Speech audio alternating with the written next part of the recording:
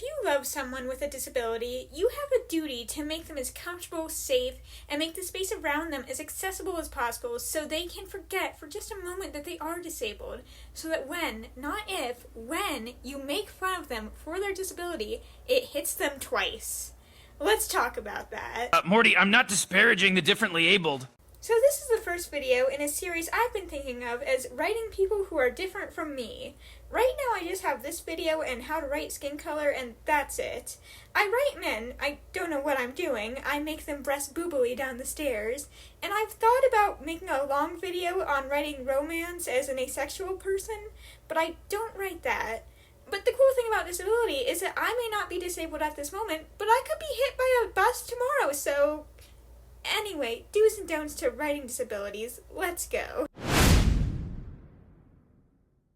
Disabled is not a bad word. There's nothing inherently wrong with being deaf or autistic or a wheelchair user. There are challenges and problems with the way society and the world is set up that creates issues for disabled people, but they're not wrong in and of themselves. And you have to remember that. Do not write a character with the intention of getting rid of the disability, either by killing off the disabled character or by curing them. Not everyone who has a disability wants to be able-bodied.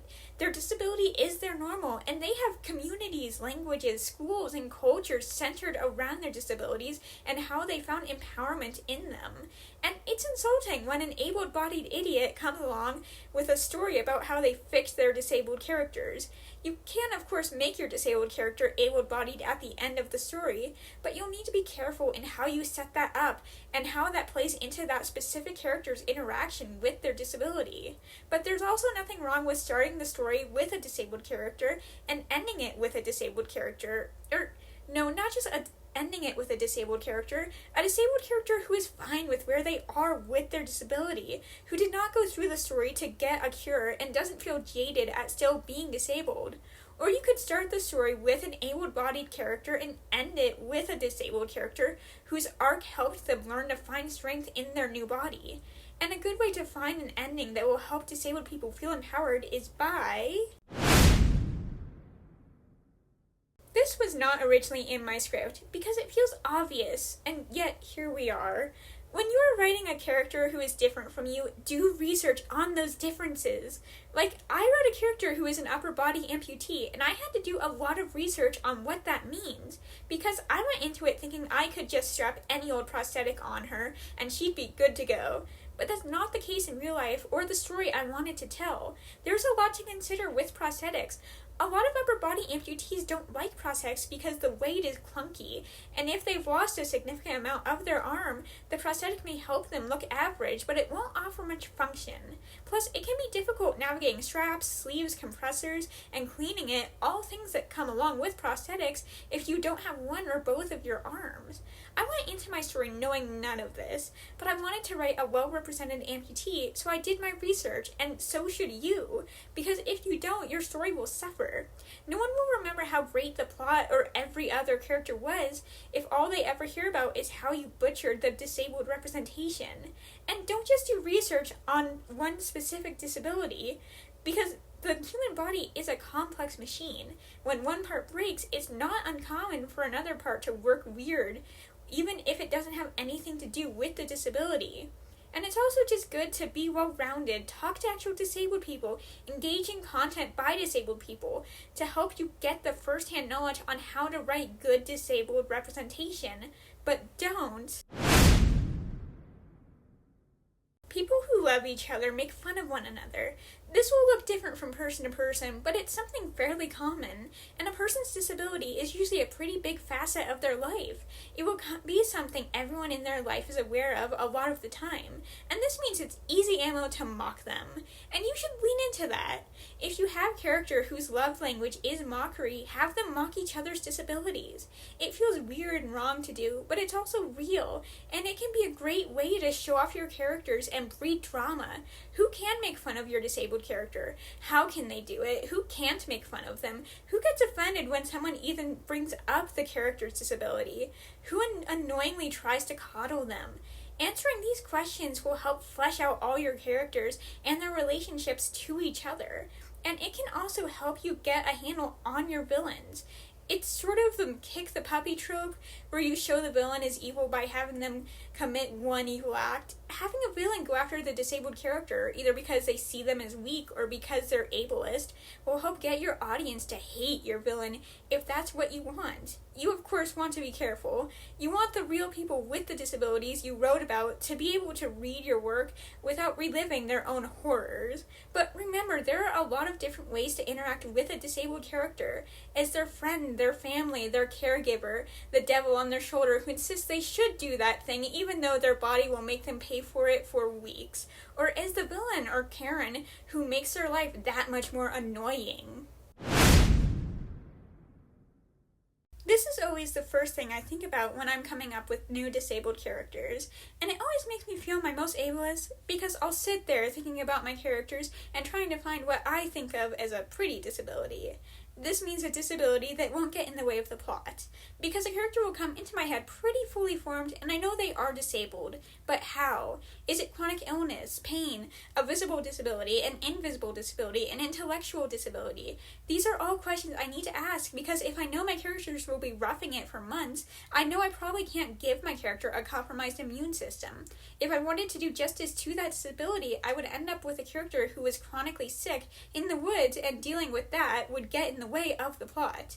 And I have avoided writing characters with chronic pain or intellectual disabilities for similar reasons. A big part of it is just that I don't feel like I'm at a place where I could do justice to those types of disabilities.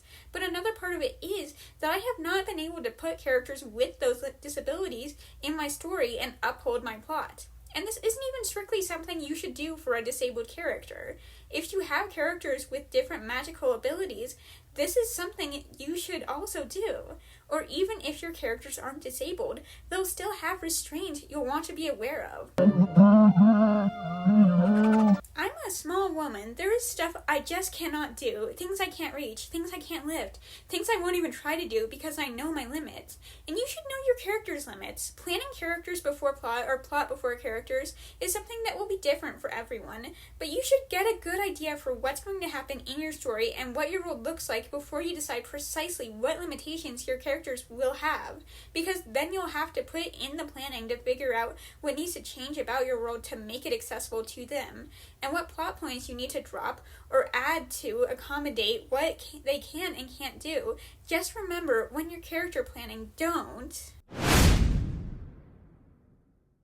You can have villains who are disabled, but it is very hard, and most of us will not be able to do it right. There is a long history of anyone who is different being the villain, and that means there is a long history of poorly depicted disabled villains.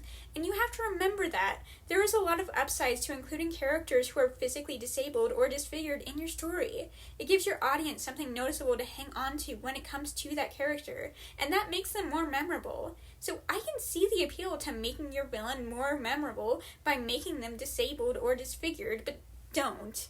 You'd have to be a really good writer to write a villain who just so happens to be disabled or disfigured and isn't evil because they're disabled or disfigured. But if you absolutely need to make your villain disabled, there's two things you need to do. The first is include at least one other character who is a good guy who is also disabled, preferably a character who plays a key role in the plot. And the second thing you need to do is, regardless of who your target audience is, you should stop and think what it would do to a disabled child to see their disability in your story. Will they see themselves and be cut down because they're always the villain? Or will they be lifted up because they finally see themselves as the good guy? And you should also. This is my biggest struggle when it comes to writing disabled characters. I love making magic systems, but a problem I run into with my magic systems a lot is that you could just magic up a way to cure a disability. So I've either had to go back and adjust the magic system so the disability can't be cured by it, or I've had to give my disabled characters a reason not to have had magic cure them. And that's something you'll have to consider. Before you start writing, remember to stop and think how your disabled character will have to interact with the world. What can the magic system do for them? Can it cure them? If so, why hasn't it? If it can't cure them, can it make the world more accessible? Or does it make the world less accessible? If they're a disabled magic wielder, how does that work? Does their disability affect how they wield magic, or is that something they can do the same as everyone else? And honestly, whatever answer seems harder for you, I would lean into. When I had to come up with reasons why different characters in my story chose to stay disabled and not just get magically cured, I had to stop and really consider why. And this helped me flesh out who they were, what their different relationships were like, and what their motivation was. And I feel like they were better, more compelling characters because I had to struggle to answer those questions. And that's another thing to keep in mind. This is applicable to all characters. You want them to be multifaceted and not defined by one feature. It's alright to start making a character based off of one defining feature, but flesh them out. What are their hopes, their dreams, their hobbies? What does their past look like? What will their future be? I could go on about all the questions you should ask when making a new character, and I probably will in a different video, but this video is about fleshing out your disabled characters. It's like what I was saying with the villains. Make them a character who is also blind. Their disability can and most likely will play a big role in their story and their lives, but it shouldn't be the only thing anyone knows about them. Honestly, something that worked for me was forgetting about my character's disabilities in the second draft. That draft was all about cleaning up, cutting, and somewhat grafting it all back together so the plot could be cohesive again. It was in the next draft where I swung the pendulum hard the other direction and went through looking for everything they couldn't do. And I just did that over and over, making the plot happen, give the characters whatever motivations they need, and then go back later and adjust what I wrote so it still works with the disability I gave them. And that worked for me, and doing something similar could work for you. Writing characters with disabilities has had a sort of snowball effect for me, or maybe the curb cutter effect is a better analogy. For anyone unfamiliar, the curb cutter effect is what people noticed when curbs were cut into a ramp shape for wheelchair users, but they ended up helping everyone from people pushing strollers or dollies, moving luggage, the elderly or toddlers. Writing one disabled character gave me a more accessible world, and that made it easier to include other disabled characters, partially because my mindset had shifted to be more inclusive, and because I had already put in all the hard work of setting up my world and story to be a place that could include disabled characters. So if you're afraid of including a disabled character, you should be. It's a lot of hard work, but it is work that is worth it. And it's work that gets easier the more you do it. And you do want to do it a lot. There's no reason why you can't have 2 or 3 blind or deaf or paralyzed characters in your story. There's no reason why you can't have 1 blind character and 1 deaf character. Some people may cry realism, but the thing is, minorities find each other. A queer person is going to find events and functions that help them meet other LGBT people. People of color have their own inclusive spaces, and disabled characters, even if they don't have the same disability, will still make space for themselves, and including people who are different from you and each other will make your world feel bigger and actually lived in, and it will also make the audience more forgiving. If you have 1 single token disabled character, all the pressure to get it right will be on that 1 character, and it's simply not possible to get a single character right because every real disabled person has a different perspective. So add in a few more. You can get more wrong, fall into a few more tropes, and the audience will be more forgiving because you're giving them more opportunities for them to see themselves in different characters. And speaking of tropes, there are so many tropes when it comes to disabled people, and that makes sense. Across all of human history, in every place, every culture, disabled people have existed. We've had millennia to come up with tropes about them, and we spent most of that time coming up with tropes without their input, and they ended up not being great. So do research on different tropes. There's the gun for an arm trope, bury your disabled, bully your disabled, abandon your disabled, career-ending injury, caregiver angst, the envy of the disabled, or able-bodied hiding their handicap. I have to stop. There are too many, and I can not get into them all in this video. Just go to TV Tropes and look up tropes for disabled characters and do your own research. It won't break your writing to have your character fall into 1 or 2, but you should be aware of what the most harmful ones are, and you should go into all of this with the earnest intention to do justice to whatever disability you portray, because if you do it right, a person with that disability will see your work someday. I'm a writer. And honestly, that's not all I got, but I'm going to stop here because I could go on forever.